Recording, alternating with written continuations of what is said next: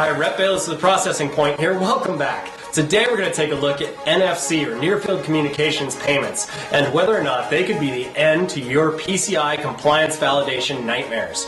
Now, NFC is being pushed into our lives for everything from our cell phones to our refrigerators, and in the credit card payments world, the United States seems to be the last major country to get on the bus of NFC technology.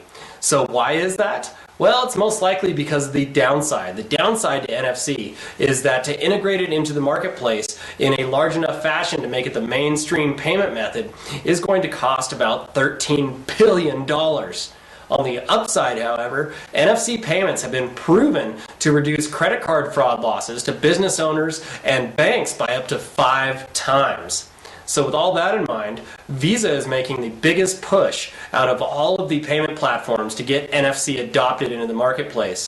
And in October 2012, they're going to roll out a 3-part plan that is going to accelerate the adoption of NFC payments in the marketplace. So let's take a look at that. So under Visa's 3-part plan to push NFC payment technology into the marketplace, they are first going to waive the need for merchants to validate their PCI compliance on an annual basis. Now, of course, you're still expected to maintain PCI compliance, but you'll no longer have to go through the validation process if 75% of your transactions are originated with NFC technology.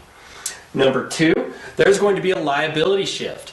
Visa is going to shift the liability from the card issuing banks to the business owner for all fraudulent transactions that take place on a credit card terminal that does not accept NFC payments. And number 3, all credit card processors are going to be required to offer what is called dynamic authentication.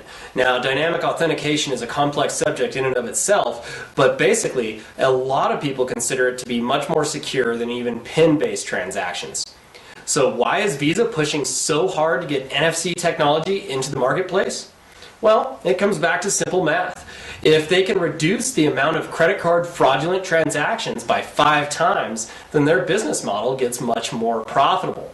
This is great news for you as a business owner as well, because as credit card fraud is reduced, the interchange table, or the cost to process a credit card, is going to go down as well. So if your business is set up on interchange plus pricing, you can benefit from the reduction in cost overall.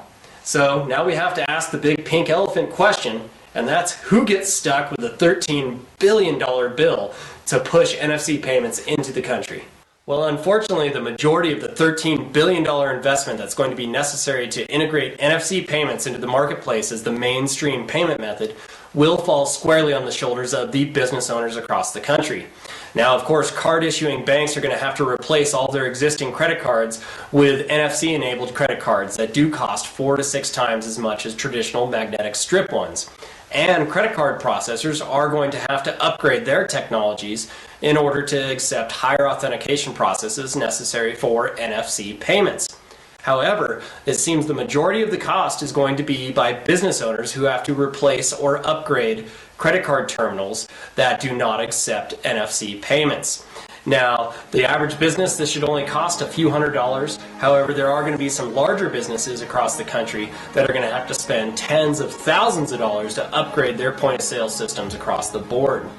Now, the good news is, if NFC technology can reduce credit card fraud by up to 5 times, then it is going to make our consumers more confident when they spend their money, and hopefully that will allow them to spend their money more freely on their credit cards, which will increase sales and reduce your cost of credit card processing. If you have any comments or questions, make sure you leave them below. Otherwise, this has been Rep Bayless with the Processing Point. I look forward to seeing you next time. And in the meantime, jump on over to Facebook or Google Plus or Twitter and join the Merchant Doctor so that you can be a part of the Merchant Doctor revolution.